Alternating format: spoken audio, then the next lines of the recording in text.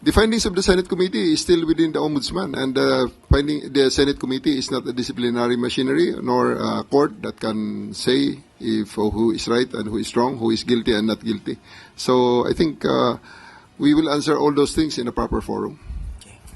Thank you, Mr. But there's a lot of stuff that Torre has yet to mention or address, katulad ng yung sa Samar na ginawa siyang persona non grata dahil hindi niya na-curb ang kriminalidad sa Samar. But the thing about General Nicolas Torre is that I don't know why, but I see him more in the same light as former DILG Secretary Benhur Abalos.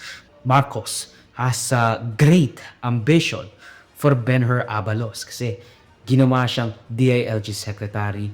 Talagang binida siya ni Marcos. Pero in the end, natalo pa rin siya, which kind of had, kasi dapat si Abalos sa magiging parang pro-Marcos or the Marcos prodigy na mag-aangat or at least magpupush ng kanyang legislative agenda ni Marcos na magiging parang tauhan ni Marcos. Kasi kung iisipin natin, si Torre at saka si Abalos, para silang si Enrile at Ramos na naging parang right-hand man ni Marcos Sr.